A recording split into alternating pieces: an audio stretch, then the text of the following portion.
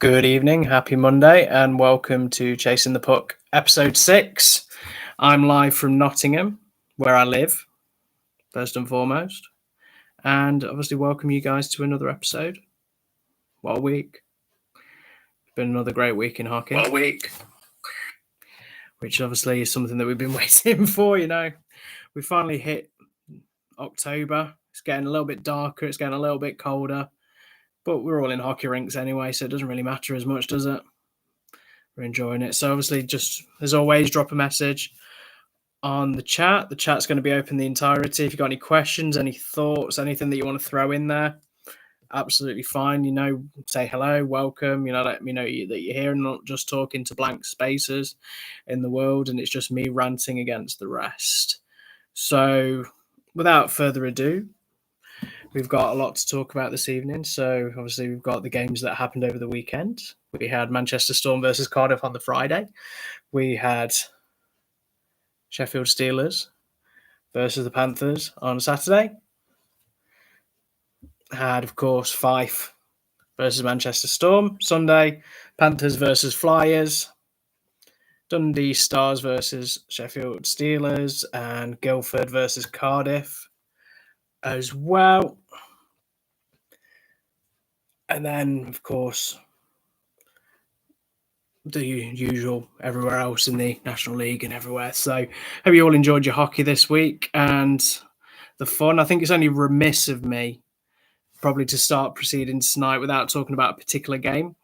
I think it's only fair that we probably address the elephant that's in the room that's been on social media for the past probably week or so, but it hit its crescendo on Friday when we did the Player of the Month Awards, the Chasing the Puck Player of the Month Awards. So obviously, if you didn't see it, what we decided to do, we asked everyone on our social media, so that's Instagram, Facebook, and Twitter, earlier in the week to give us nominations. Any players in the National League, Elite League that you thought in the month of September played really well, wanted to highlight, wanted to be people that you wanted to shout out and showcase and say they had a great month, they should be Player of the Month for netminder, defenseman, forward, or coach. We got into a position where nominations were there. Everyone gave us a nice long list of names that they decided. And in the interest of fairness, I thought, we tried to get all 10 teams covered, made sure that check the votes of all 10 teams were kind of covered in each of the categories. Sometimes it didn't work, of course, couldn't because it was 6. So we're in a position where we had to look at the highest vote. So I spent an afternoon counting them. Karina worked out the percentages because maths is not my strong point. So thank you, Karina, for doing maths. Worked out who the nominees were. We did a 6. Nice little graphic. Sexy graphic, I won't mind saying because I'm the one who created it. So I've got a little bit better with my creation and graphic designing, if I'm honest. Quite proud of what I used to make, and what I make now is gone over leaps and bounds. And, it comes with time, it comes with practice. So nominees are out. Get people to vote. Simple, straightforward so far. So if you didn't see it, we did it in blocks. So we decided to, count the votes on Instagram stories, count Twitter, Facebook, Instagram posts as well. That would be kind of in a position where, you put yourself out there and you get the votes and stuff like that. So we did do that. We thought, let's throw the first one out. First person that came out was Matthew Greenfield for the Sheffield Steelers. Then obviously kind of mixed it up a little bit and thought we'd go for a coach. And it was Aaron Fox. Got forward, and it's Mitchell Barmas. And then defenseman Kevin Tansey. If you are obviously a hockey fan and you know these names, like Kevin Tansley. Oh, sorry, Tansey. My apologies. I'm not doing commentary. You're kind of in a position there where you look at it and you go, yeah, there are a lot of Steelers people. Obviously, you look at the voting system, kind of make it fair in the fact that, a lot of people thought going forward it was kind of a position of how we were going to do this. And I thought, let everyone have an opportunity to vote. And it didn't quite go to plan, if I'm honest. I can hold my hands up right now and say that it didn't go to plan because obviously you wanted it to be diverse. You wanted it to be in a position where you could celebrate the successes of every team that wanted to do. But, I have to say thank you for the fans that do follow us. I mean, obviously, we've been very lucky that we do on Twitter with the numbers that we've got, and on Instagram as well. TikTok basically hit 300 in a couple of weeks. We nearly got 60,000 on Facebook, which is actually higher than the other 9 teams in the Elite League. Just Belfast to beat, but we're on a track to do it. So there's a lot of fans and different fan bases that follow Chasing the Puck. But some people didn't vote. Some people nominated and then didn't vote for their people, and they didn't vote with numbers. But they were quite clear and precise that obviously after the nominations had been done and the categories had been decided and I've posted out who won, that people were kind of, very unhappy about who won and it wasn't their particular player or their particular team. So in fairness, I thought, let's put a post out and say, okay, let's do National League or Elite League player of the month, non-Steelers, a little bit of a joke, a little bit of a practical joke.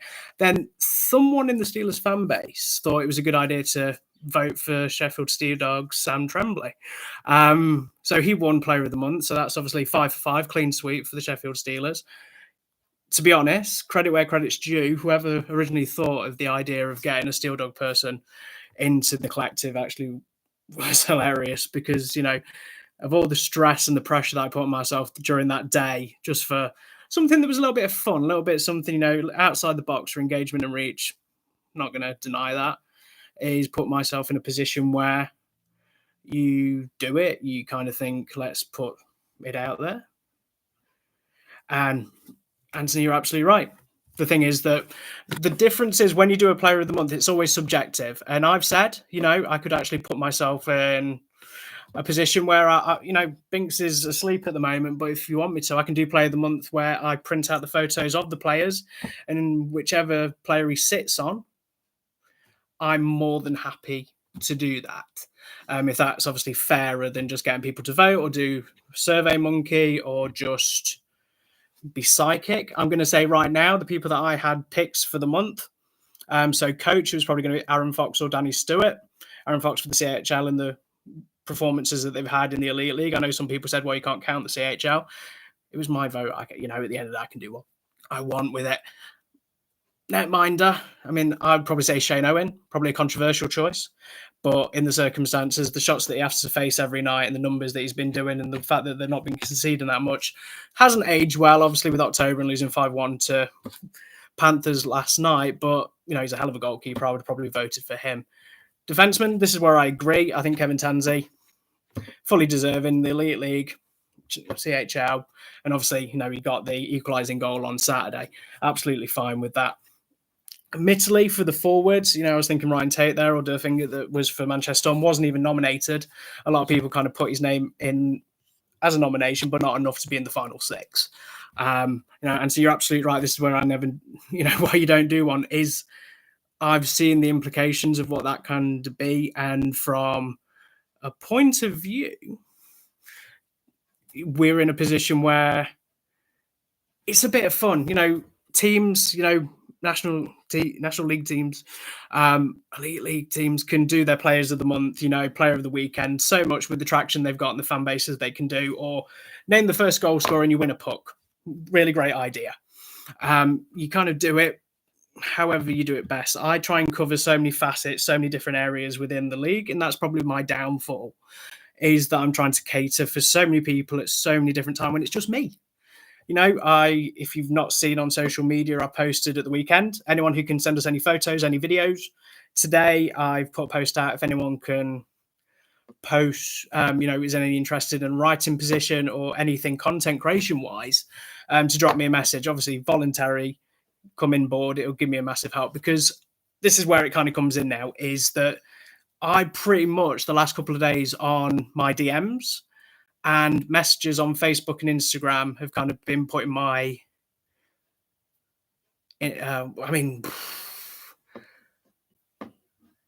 my character into question, my professionalism, me as a person. They've made comments about my love of my life and my wife that's going to be. has been made into these comments that have been done by faceless accounts on direct messages. And obviously people on Facebook, Instagram and Twitter have kind of made their 2 cents with it. And that's wrong, if I'm honest. Is at the end of the day, I'm not this big company. I'm like the Ghostbusters. I've just created something from something that I took over from some people that were very talented and had an idea a couple of years ago, and they gave me the opportunity to write. Is I remember that when I first started, I did Rock Panthers stuff. I did interviews, and when Dan Curry was there and Tim Wallace was the head coach, and tried to get interviews with everybody, just trying to find my way. Because I went to therapy and I said, I really wanted to do something. I wanted to do something that was getting me down with work. So I did writing. So that's how I started. And obviously it led me to this, the Lions, and where I am now, where pretty much de facto, if something's posted on social media, it's me. I'm not a faceless account. I'm a person. I'm not AI. I'm just me. I'm just in a position where I'm asking for people to support. I'm not asking for money. I'm not asking for sponsorship. I'm not asking for lifts to games. I did last week, but obviously Corinne sorted me out with lifts to Steelers. But, Nottingham, if I'm honest, I can go to Panthers game because it's just a walk down the road. I live in Arnold. It takes me an hour to walk from there. But obviously I'm in a position where if it's like Fife, it's Dundee, Guildford, Coventry. I mean, I looked at Coventry the other day and it was last train was 9:30 to Birmingham New Street and then Birmingham New Street to Nottingham. And it's probably about 100 odd quid to go. I work a 9-to-5 job. Everything that I do for Chasing the Puck is off my own time, my own money, and my own equipment. I bought a new phone to get content because the camera was a little bit dodgy and I didn't like it. If you've seen the videos that I've been doing now, the vlog stuff, that's the new camera, that's the new phone camera. I think it's absolutely gorgeous and crisp and quite a little bit sexy. And obviously I'm not in a position where I've got the looks to get a sugar daddy that can buy me tickets and hotels and transportation to every single game,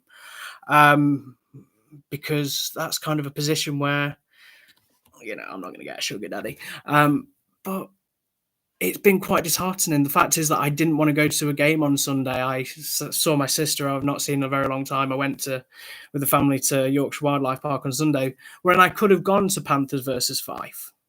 I made plans because I just didn't need another day of just hockey. I just needed to disassociate from it because of the comments that I had on social media. It's free to air. It's not a subscription service. You can come and go if you want. You can block me. You can mute me.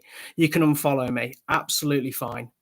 But the last 4 days that I've had with people's little snide comments, little asking about my personal life, either privately or actually on a bigger stage of just trying to point score and get one over on me, where, if I'm honest, I don't have to answer those questions. I don't need to tell you who I support. I don't need to tell you where I live. I don't need to say which game I'm going to appease. If anyone has any issues about where you want content to be done, there is one thing that I would like to say is before the season started is I messaged every elite league team and every national ice hockey league team via email to their social media representatives. Some were very kind enough to obviously say not something, that's fine. Some were very kind enough to say, yeah, let's talk. And some are to TBC, conversation-wise, getting down and trying to do some content interviews and whatnot. So we're trying to do everything that we possibly can. I haven't got cloning technology. There's just one of me. I can't be everywhere at once. Do apologise. But, the teams have been very receptive that I have been at games, that they've let me record, they've let me put stuff out. They, some teams are now following us, which is great. Players know who we are. They were very receptive. Won't lie. I got some recordings of Player of the Month just basically to put them out there in spite of people, really, if I'm honest, because obviously it was good content to put out. It was a little bit of fun. The players enjoyed it and actually nice to have a conversation about it. But I doubled down. So this is kind of put up or shut up juice. is we had a saying when we worked at Pizza Hut, is that when we didn't want to do a particular department, it was either put up or shut up. Is that you either worked the shift in that area or you drank a whole bottle of Tabasco. And I won't lie, I drank a lot of Tabasco in my time. So, because I didn't want to do the things, but I'm a little bit older, a little bit wiser, a lot more grayer. But I just want to say that obviously I do this off my own back. This is me. Chasing the Puck is me. I'm not a faceless account. I'm not hiding behind anything. Is if you want to make comments about it, absolutely fine. That's your prerogative to do so. Please refrain from obviously mentioning my wife to be in messages. That's not right. That's not happy. I don't care if she supports the Steelers. I am doing the best I can with the hockey that I can do. And, there's a lot of people that work within hockey, on ice and off ice, that try and bring you the best product. I'm going to leave it onto this part is by saying that the league, the teams, that is the steak. You go to a restaurant, that's the creme de la creme on the plate. That's what you order. I don't want to be the shitty salad that gets thrown in the bin at the end of the night. I just want to be some of the best chips that I can possibly that accompany the plate. You eat a few of them. Either way, you can give them a miss, but as long as you have a couple, absolutely fine. That's just me at the end of the day. I am in a situation that, I enjoy the interaction. That's the thing, is that I didn't get into journalism. I had to basically start working from when I was 16. I didn't go to college, really. I didn't go to university. And this is my second chance of giving the content that I wanted to do, get my mental health in a really good place, and give myself a vocation of obviously doing something that I'm very, very passionate about. But also the end goal really is that there's so many people that want to get into this profession, and it's not being a person who just bitches and moans to other people to try and get ahead. It's more of a case of helping people, the next younger generation to come along and, in the nicest way, replace me. I won't be doing this forever. I've got a life where I'll be in a position where I might get a holiday in the next couple of years. You never know. I haven't had one for a good 3-4 years. But actually to enjoy myself and actually watch hockey, not through a lens like I did the last couple of weeks, but actually be in the moment, have some food, have a drink and relax and just be in the moment. That's probably the end goal. But that's just where it is. So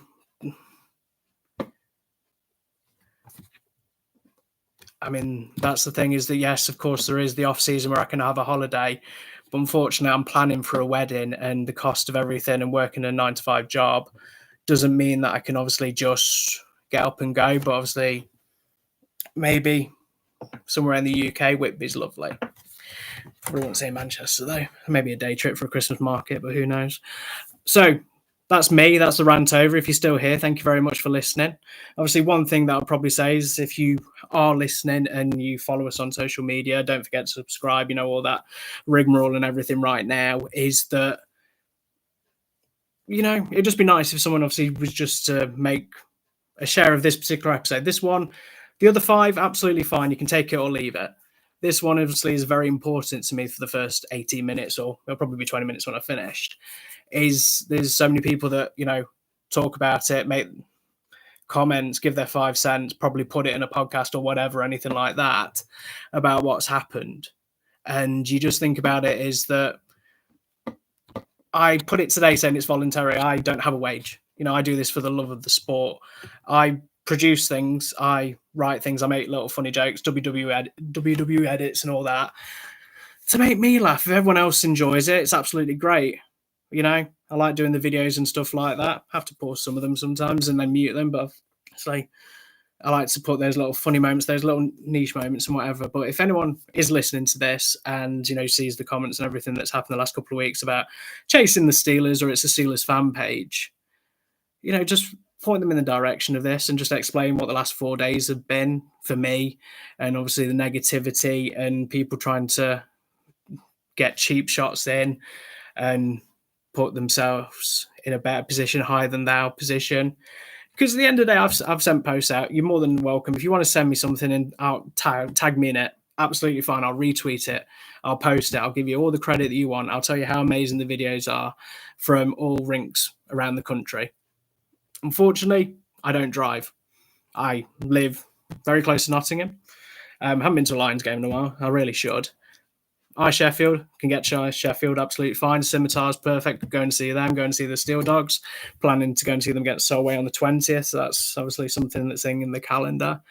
But yeah, I mean, the nicest way I can get to Sheffield. Karina's in Sheffield. She's going to games. Why wouldn't I not go to the games where you're in a position where you're watching CHL hockey and you're watching top tier teams play in orange, but then also teams that are actually playing the other colours as well? Because that's the thing is that people seem to forget is I don't just put the camera on one side, is I show the goals from the other teams. Yes, it's at a different rink, but I still showcase what I can showcase from those particular teams as well.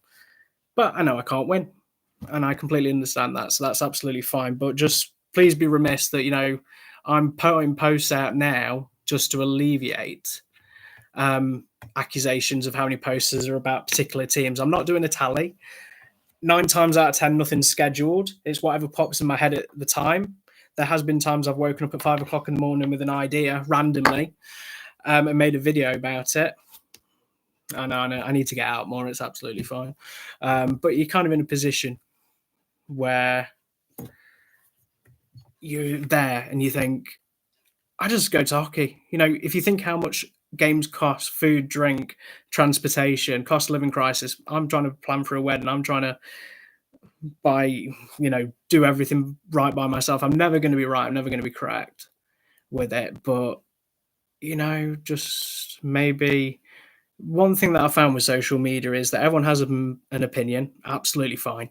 Completely agree that you're allowed an opinion. That's the freedom of this world. But, sometimes I look at things, I see comments and I see posts that sometimes I want to say something, but people have called me too nice in the past and not being cutthroat or mean or anything like that. You're in a position where, in the nicest way, everyone's going to do it differently. Anthony's probably a great example from Banner's Wall. If you've not watched it, highly recommend it. I've been watching some of these older videos. Sorry, not older in a sense like that, but I've been watching videos to catch up on. It's just hearing the mannerisms, the conversation, how to counterpoint and point and counterpoint and get it look equal and obviously talk it through in such a correct way. But there is always going to be a slant towards certain teams. I mean, if people look back, is when Belfast Giants won the Grand Slam, is I was in a position where I went to Belfast, watched the game, the Challenge Cup against Fife, saw them lift the playoff, covered the CHL games, done exactly the same thing here. If Coventry won, absolutely fine. If Manchester won, absolutely fine. They were the teams that obviously with the CHL would have had longer games in this particular time. So obviously, from a hockey point of view, I would be talking about particular teams. If you look at the National League, Leeds Knights in the ascendancy for the last couple of years. Unfortunately, won't go to Leeds for a while because obviously the last time I went to Leeds, my best friend died the night. So it's a rink that I don't really want to go to anytime soon, but that's absolutely fine. But obviously I know some people are first time here, so they want to hear some hockey chat. So first game that we're going to go for is the game that I was actually on Saturday. So let's have a look at that. So got to say, Panthers, first time in a long time this season, have looked close to beating Sheffield. They did it at the Motorpoint Arena a couple of weeks ago. Really well done. Performance-wise, you just think about the Kevin Tansey empty net and then Sam Hurst scoring when the empty net is there again. Really close game. People said that Steelers weren't at the best. Wasn't in a position where they could do what they needed to do. Where they've just obviously beaten them in the last couple of weeks, quite a cancer, because obviously we know about the streak. Everyone knows about the streak. And then obviously if you go to this Saturday at the Utilita Challenge Cup again, it was a very different Panthers team. They take the lead really, really well, get paid back in a position for the period. Some silly penalties the first period, really, that, you look back at them, game management, controlling that.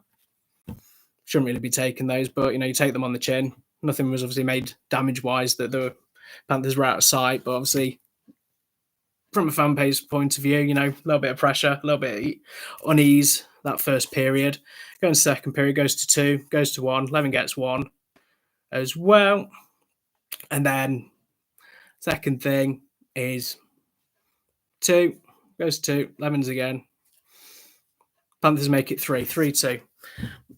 But one thing that obviously I want to talk to, JJ said it in the Steelers podcast, if you've not had a chance to listen to it, is that he says that he's the most comfortable when Panthers have a 2-goal lead against Steelers.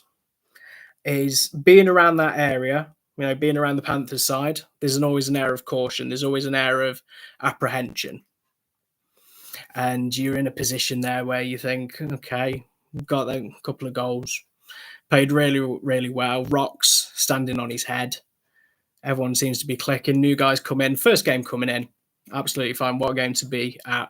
Didn't look out of place at all. Did really, really well. Great performance. They do that. And then it's one of those things, really, when you look at it and you think the fan base for the Steelers that I was around for the third period, if I'm honest, they were angry with the officials because of the decision making. He was there in a position where he didn't, the officials wanted the game to flow. They didn't want to take stupid penalties, so obviously there'd be an excuse, there'd be a reason or anything like that. So, calls for both sides were obviously a little bit hit and miss. Absolutely understand that. Then Tansey scores, blue line rocket. I'm behind the goal at this particular time, but they were knocking on the door for such a long time. It was a coming. And this is the thing, is I'm getting better at reading the games now, where before, obviously, I've just kind of looked at it from a detached point of view, is now I'm obviously knowing the intricacies of actually seeing the games and the game management and the strategy behind it. Because if I'm honest, I've been doing a lot more trying to obviously build my knowledge base, and it's obviously right up Main Street to do stuff like that and be quite clever with obviously what you're saying and what you think, obviously, for thought processes. Because when you're there and watching a game, you only see the little segments, the little bits that you're doing, obviously how quick your brain can maintain and manage what's happening. And for me being the camera, because I kind of watch it on the big screen to see what's happening at the furthest point, and I have to do it from a chess point of view, is I have to be clever with 2 or 3 steps ahead. So I kind of put myself in a position there where I won't lie, my camera is probably full of people that someone's head's kind of in shot, someone's legs in shot, someone's foot's in shot, and the puck's nowhere to be seen. The videos are just literally, if you've ever seen that episode of Futurama where they're doing the Roswell incident and then they do it in such a position where he takes a photo and then it's just something really, really random. You look at it and you think, you do it, and then you're kind of there and you can't get all the bits that you want to do.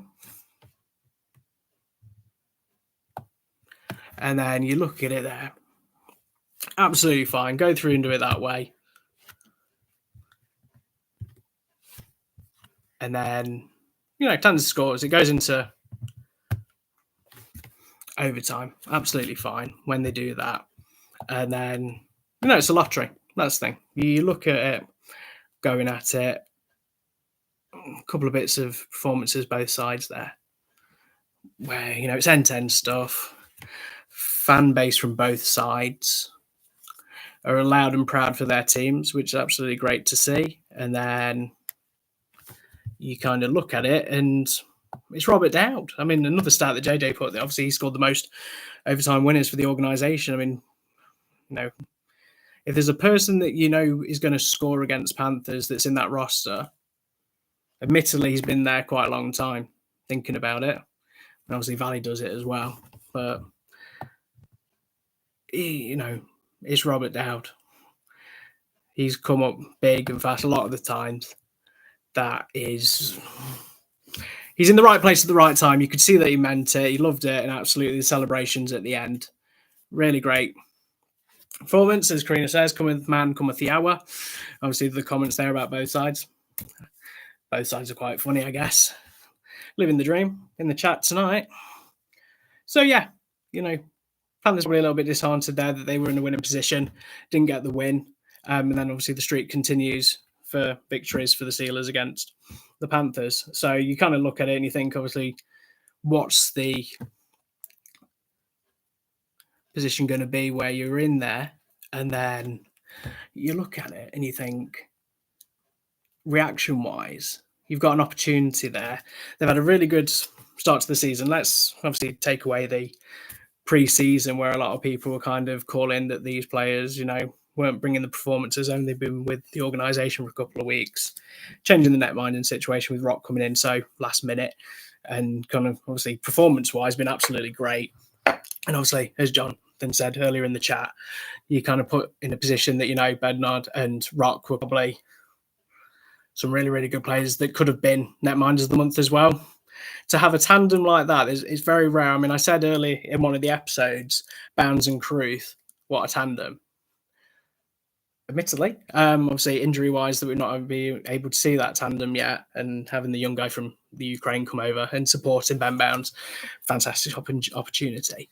But both times that they've been playing, the rotation that they've done, they've looked really great. And Rock, the saves that he had to do over the weekend against Steelers was actually quite impressive. There's a lot of times where you're facing one of the teams that have a lot of firepower to come out of that game, frustrating them, upsetting them, and annoying them as much as he did.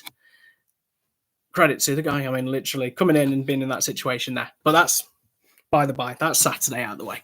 So Sunday, 5, missed the game. My nephew went, and he pretty much said it was an absolutely barnstorming game. He didn't get any videos, annoyingly, but he was there with his girlfriend, so hopefully, they had a great time. But 5-1. Obviously, I saw the post, 5 past Owen, and, we obviously, some people were very kind enough to send us a couple of photos and videos of whatnot from the evening where you could see, decent attendance there. Obviously, 5, no one's going to travel on a Sunday night from 5. A little bit of lateness for the players to come on. And fortunately, someone did send us a video of that, and we thought, I really hope they've not been stuck in traffic or anything like that, because we've seen that a couple of times before. And, it's a frustration. Of course it is.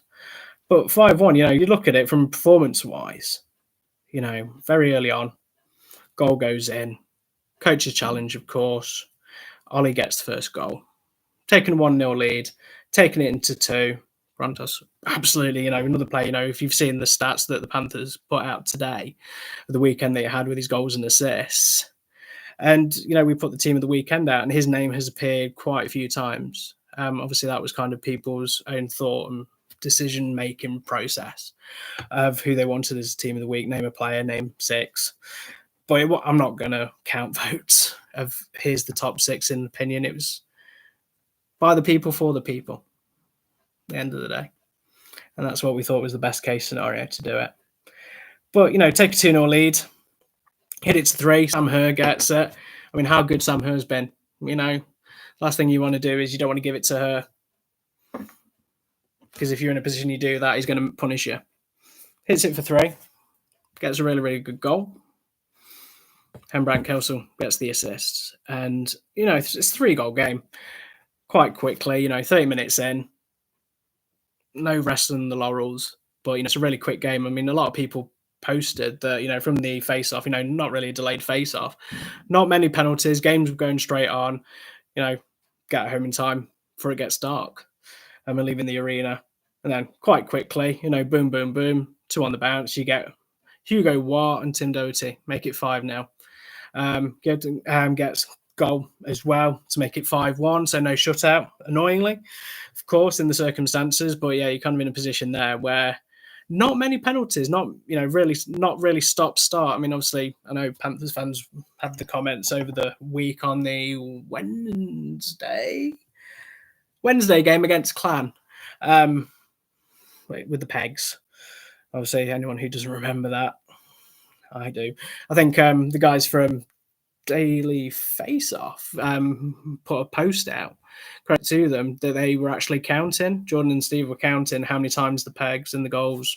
I mean, if they're here, obviously it'd be really cool if they could tell us the exact number. I think it was like 24, 25 in a game. A little bit frustrating, admittedly. But yeah, Panthers probably would have took the Saturday. I had the post ready for the streak to be broken. Didn't quite work that way. I've had that post for a while now. I've been waiting to use it for a very long time. And I just thought, let's post it. Let's get it out of the system. It's there. And then obviously did that. Not a problem at all. Saturday, really great win. Fife, obviously looking at the stats and where those guys are sitting at right now, it's not ideal. Performances wise, the lines, I know the Brit situation, the swap arounds that happened last week with the netminders bringing new people in, lines that they're playing. Latau's now back in the lineup. Injuries, drop players, and everything like that. But we've just got to see how they look at going forward, how that's going to look. Obviously, I will be in Fife at the end of the month, so 20 days. Sunday night in Fife, I'll be there doing content. They're not playing Steelers, so if anyone asks, it's Fife versus Dundee. So 2 different teams, different content that we'll be creating for you guys. Obviously, hopefully we can get some more of the Rink Tour 2024 started. There is something that's coming out in the next couple of weeks about the Rink Tour 2024. Kind of rhymes, but it's something that we've got ideas plan-wise that I'll be doing just to mix it up a wee bit for you all. So let's go to the next team. Let's go to Manchester Storm. Friday night, played the Blaze. Love again. Very kindly that some people were able to send us some videos, photos, and whatnot during the game there. Absolutely fine. A bit biased. Yes, it is. I feel like I'm going to change my name. Stephen is not working for me. I think it should be Brian Bias. It probably would work a lot better. But yeah, we'll go with Manchester Storm versus Blaze. Really thankful for the people that sent us the content, of course. Let's throw that out there. Absolutely perfect of them. And it's a really good game, but obviously there's a bit of a concern for Storm. The way that they've brought a new roster in after last year, really, really good, Dan. I didn't realize you were here. You are a start. I owe you big time. Thank you very much. What you got me was perfect, and I appreciate your time doing so. I didn't realize you were here. So thank you so much. And, it's overtime. It goes to shootout. Blaze win. Spoiler alert. We're starting at the end. Let's go to the beginning. But Storm, for the last couple of years, Aaron Fox said it a couple of years ago in an interview. How do you prepare playing at the Storm Shelter? You don't. And it almost seems like he's brought a team in that doesn't know how to play at the Storm Shelter. They've been great away from home, minus the next game that I'm going to be telling you about in a second. But, it just seems like they just can't click it as much as they're away from home. I don't know if it's the fan expectation after last year's high performances and finishes. I don't know if it's roster. And it's strange that they're struggling. I get it. It's October. There's going to be some chopping and changing. New players are coming in. Time to gel, new coach, new systems, everything like that. It's Ryan Finity, trust me. If he needs to bring out another statement, because last year when he did a statement, it worked very, very well. If he's going to do it again, and obviously one of my favourite people in the world is Lightning Jack, very good friend. I say friend at playoffs. I'm sure he's trying to. Well, I think one year he's going to probably throw pies at me, or just literally get me when I least expect it. But hell of a guy, Lightning Jack. He's always smiling. And he got a trumpet. He got a trumpet at the weekend. Friday night with a trumpet. If I'm honest, I'm pretty sure he stole that from one of the Blaze fans. But who doesn't love a trumpet? Obviously, if you watch cricket or anything like that with the Barmy Army, Blaze has got their own version of the Barmy Army, and he stole it. Yeah, there we go. And that's the thing, it's a bit of a laugh. I saw a photo where he's there with, you can kind of see the commentary team looking blankly in the photo. And then you can see Lightning Jackie shared it with the players and everything. And he's just there and he's having the time of his life. And that's what you want. You don't want people to be stifling, stiffly and anything like that. Like Blake, he's absolutely great with Dragon, Crocodile, Alligator and Sizzler, who will appear at playoffs, I'm sure, hopefully. I feel like we should go to Flames and just have a sign. Maybe that's what we'll do. That we'll go to Guildford at one point, just with a sign, where's Sizzler, and see how long it takes until security take it off me. But anyway, yeah. So you look at it, Storm go 1-0 down against Blaze. Alderson gets a goal, 7 minutes in. Good comeback, Craig Martin. Say Craig Martin this time, not Chris Martin. We're not Coldplay. And then, Chase gets a goal 2-1. First period, absolutely fine.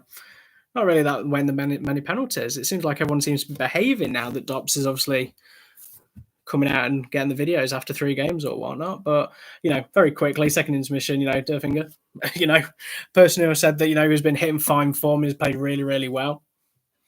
He scores again. Maybe he's going to be player of the month for October. Who knows? But anyway, he scored again. Really great performance. And then, of course, he scores again. Gets second of the evening. Jackson Cressler gets it 3-3. And then, he goes to overtime. Overtime, as we always say, it's a lottery, and a shootout is a lottery as well. But Talbot gets the win. It's a point for Storm. Absolutely great. Blaze. See, this is the thing with Blaze. A lot of people said, it's Kevin Moore's first job as a head coach. He's recruiting young players, hungry players with a bit of experience thrown in. And thank you for the previous players that were there and taking over from Danny Stewart, who's been there so long at the Sky Dome. But I've been impressed with them. I won't lie. From a team that people didn't think were going to be amassing of anything, I think once again, some humble pie might need to be dished out at the end of the season. And I know it's early. I know it's the probabilities that they might fade out, or there might be some changes, or I'm horribly wrong with predictions. It could be any of them. But, a lot of people kind of written them off.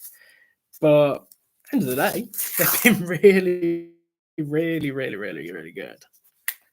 And then you kind of put in a position there where you do it and you think, that's great. They've got injuries, they've got suspensions, they've got to do it. Storm, a very good team as well. Once they get all the bodies back in the building, they're obviously playing the way they need to be. They'll be in a position where I think they'll start to pick up points as well. Being at home, the fan bases are getting bigger, which is always good to see. They had a really great success last season. Probably didn't end up in the place where they wanted to. But of course, you take away the players from the lineups, the way the new systems, and bring a lot of new kids in. That's one thing I would obviously need to say. The fact is they brought so many kids in the lineup from the Storm Academy and players that are on 2-ways. Credit to them. They're bringing extra bodies in the door. These players that are young. If you look at the Ice Hockey UK today post in the pathways and the player to coaches and players to mentor and everything with the women's game and the men's game as well, it's great to see these young players getting the opportunity and the chance to play. And if Storm are looking at it the same as Blaze are, credit to them, because obviously with Archie and with Jack Hopkins, obviously the new guys that Storm have got that have been in their system, that's been at Iden coaching, because that's the thing with Ryan Vinty, he's looking at players. It's not like looking at old pastures new. It's looking to the future of these players that you can have in the next 3 or 4 years that's going to grow and develop into top players. And with Flanagan being there, absolutely, I think he's a great coach. Joe Morrow, great player as well. They've got some really good players in the lineup. They've signed really well. Probably not the performance they wanted to be, not taking the wins that they should have had just yet. But credit where credit's due. I think obviously it will come in the next couple of weeks. They've got some really tough games coming up. Of course, Saturday against the Steelers. Some really, really tough names there to see and to pronounce. So got to be in a position there that I think that'll be a really tough one, especially after CHL, to see how they react in that kind of environment as well against such a team that's had very close games with Steelers in the last couple of years. And there's been some victories and whatnot there. It's always a tough game. And obviously there's a few bits and pieces and a little bit of tussles after the game and after the buzzers. But yeah, Fife, we spoke about them on Sunday, travelling up to Nottingham as well. But Saturday, let's not forget about Saturday at Fife. Storm made a visit to the old barn. And, Fife really good. A couple of minutes in, within 3 minutes, getting a goal. Really, really good. But once again, power play goal. Look at it, one apiece. Absolutely perfect, absolutely great there. Game, Flyers come back into it again, make it 2-1, 2-2.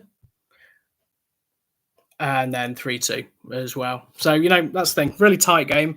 Obviously, Hewlett not being there as well. The last time he was at Fife, how many goals that he scored as well. Terrific performance against Fife. And that's the thing, is the consistency. From what I've said about the Sunday game against Panthers to go against Storm, of course, both teams not having all the players in the lineup that they needed to be. you're kind of in a position there where Fife on the night being at home in the way that they did in front of a really good crowd at Fife was a really, really good performance. And that's the thing, is that consistency. Fife haven't had the greatest performances. They've been conceding and been in position, but they obviously took on a Storm team that had a really good battle on Friday against Blaze, went longer to the overtime. Bus legs as well. You've got to take that into consideration from Fife as well. And it's a really close game. Could have gone either way. Puck luck, as they always say, sometimes goes through. And then you're kind of in a position there. So going to look at the other guys in the situations there, other games. So Oktoberfest was alive and well in Belfast as they took on Cardiff Devils. And of course, the Devils love a trip. I mean, everyone loves a trip to Belfast. I mean, I know a lot of people are very disappointed that the players and the double header side of things isn't there. So you kind of look at it there. Belfast, they've been great so far this season. After what everyone looked at last year and everything, where they wanted to be and the success, and now it's the 25th anniversary. They've signed really, really well. It's the first new jersey of the season.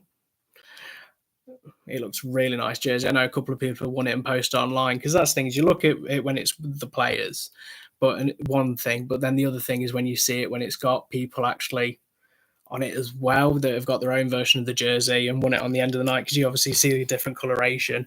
It's not on the ice and everything, and it's a really, really nice jersey. And obviously family in Germany as well with the Oktoberfest. Perfect. But I wasn't at the game, so obviously I couldn't get one. But Cardiff, again, looking at the injury list there, obviously I don't want to really go on about with injuries everything, because obviously that seems like the blame game. The first instinct is to say, well, we were short benched. But in the Devils side of things, I mean, we'll look at it when they played Guildford. Obviously the post came out there where how many bodies were missing on any given night. And obviously, they've got the two ways. They were quite clever with the system that they did and the signings they brought, and being able to bring forwards and defensemen back and have people that can play in utility positions. And obviously we'll talk about that one in a little bit. But, it's 5 minutes in, Cardiff get a goal.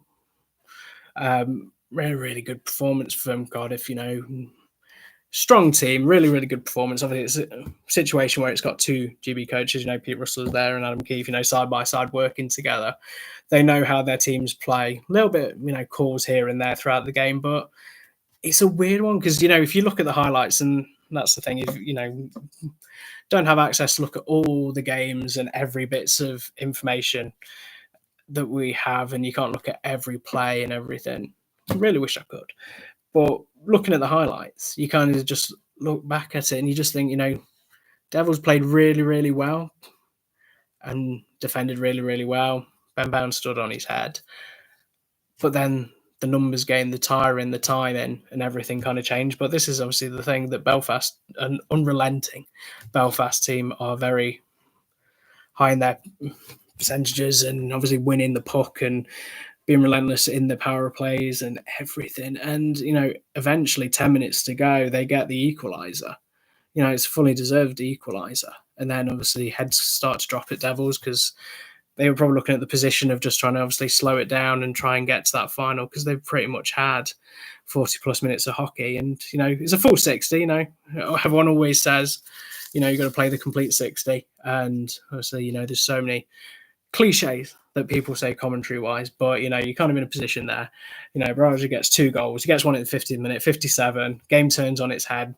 Devils take the timeout, go on an empty net, trying to get that obviously extra goal to bring it into overtime. Probably in a position, obviously, again, it's worked for them before when they were at home against the Storm, where obviously eventually, they got the game back with obviously the high percentage of power play at the end.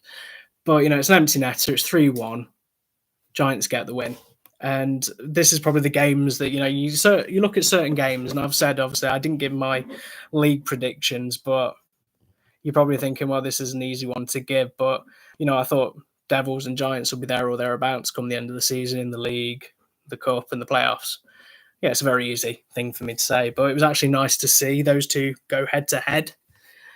And it's going to be an exciting one for sure, because we've seen obviously Giants against Steelers. There's a lot of needle in that one with how many skaters that the Giants had and the positions that obviously everyone played, and then the aftermath of the game. I think, let's say the aftermath of the game, obviously the talking points after the game. That sounds reasonable and fair. But then, of course, let's go through it. We'll stick with Cardiff. Belfast, come home.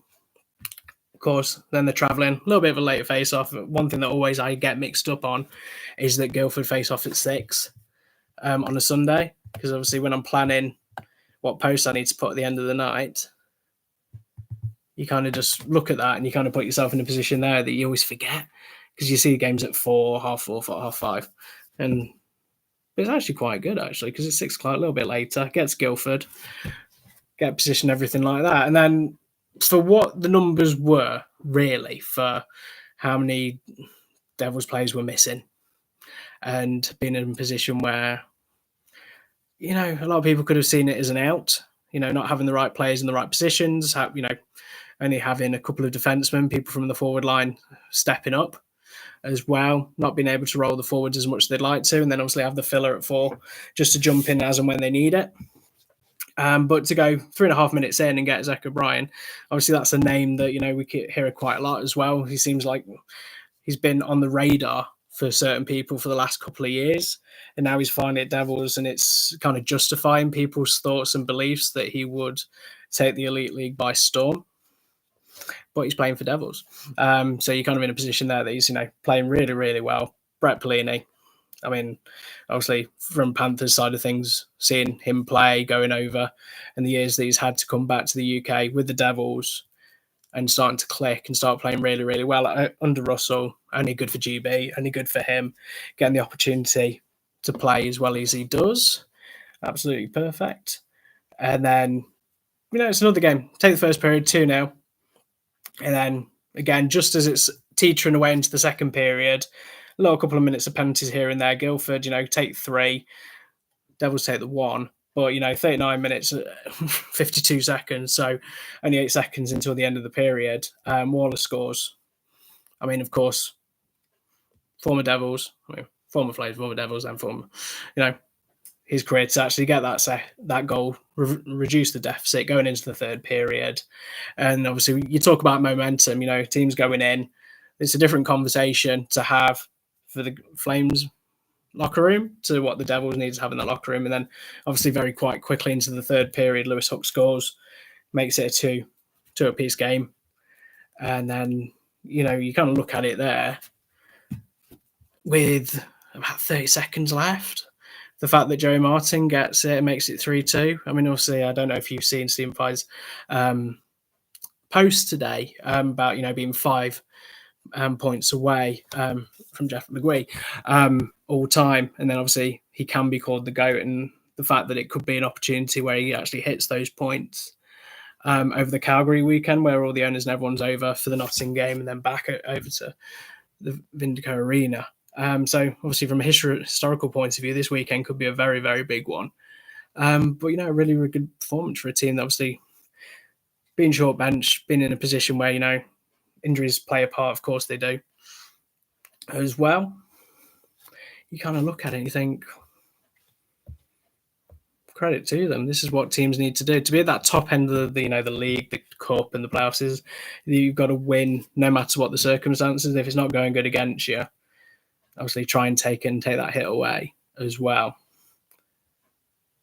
So last one from me, because obviously, as you can tell, the voice is a little bit on the croaky side. And obviously last week I kept it for an hour and a half, which I think ran a little bit longer because there was a lot more to go through. So there's only the last couple of bits. And obviously it'd only be remiss of me to leave Glasgow Clan to last. But, one thing that I've been saying, about the clan-based meltdowns and everything like that, and having a team where everything's massive, everything, the goal pegs and whatnot, and everything doesn't seem to be spoken about. Their actual performances on the ice there's obviously everything around it about, tickets, the ice plant, the pegs, everything. credit where credit's due this week. Really great performance against the Panthers, really great performance against Stars, winning 5-2. And obviously seeing the photos and the videos today of skate with the clan players. There was a post from the owner that showed, Joe Hazeldine just skating around with her son. It was just something that, I know obviously let's talk about hockey and stuff like that, but that's what you want to see. You want to see the kids just having that little moment with the players, with those people that they look up to and appreciate. And it's a lovely video where having the time of his life. Obviously, I don't think any players could push me around and get on skates like the way they did. But just seeing little bits and pieces like that is what Clan's doing right with the Premier Sports access that they're doing with the full game highlights and everything. Seems to be clicking with their sponsorship there to try and get more eyes on the prize and on the ground and everything like that. But a really good performance for them at the weekend. So last but not least, really looking at the fixtures and everything that we've done, so try and wrap it up under an hour today or just thereabouts, is obviously tomorrow. Obviously no apologies to be made, really, more than anything, is that it's another CHL game. The Lions taking on the Steelers. Obviously, given the circumstances of where they are in the CHL, there's a really good opportunity that the Steelers can hit them and get into the round of 16 and get another victory. I know, looking at the posts today, there's been a lot of fans that have been making the trip over to Zurich, posting, food and drink videos, and the night before a big game. Seems like it's going to be a fun and exciting one as well. Of course, regardless who the team is, it's another game in CHL action. Tuesday seems a little bit of a weird day for us to do the bingo card, but we'll do one anyway. But yeah, you're kind of in a position there where they've got another opportunity on the cap. Obviously, trying not to take away, this is obviously the new format, but the only team in the CHL from into the final 16, of course, would be the Nottingham Panthers in the CHL. So that's what obviously they're looking to try and do and beat. But with a couple of games left, home and away, really good performances as well over the weekend, 4-point weekend for them, is that it's probably going to be a really exciting game for Steelers. Lions are a really good team. Obviously I saw the post today that Steelers post saying, what a surprise that the Lions are doing so well when there was only a point between the Lions and the Steelers in the league table. But, when you look at it, something, regardless of who it is there, you kind of tip your hat to them and just say, we'll be watching that game, good or bad. I'm pretty sure a couple of people will have founded some long lost ancestry to be from the Swiss border and have some family. Who knows? That obviously something to look forward to tomorrow. But as always, thank you very much for watching and commenting, for the most part, everyone who brought some insightful contributions to the chat tonight. I do appreciate it. As always, don't forget to like, subscribe and follow. Greatly appreciated. Obviously tomorrow, pre-warning, if you don't know already, it's going to be a situation where there'll probably be one or two Steelers posts. So if you are obviously over disposition of being judgmental of what we post on any given day, Tuesday might be a day that you need to give a miss, but who knows? But thank you very much for watching. Hope you had a good one. Hope to see you guys next week, and enjoy.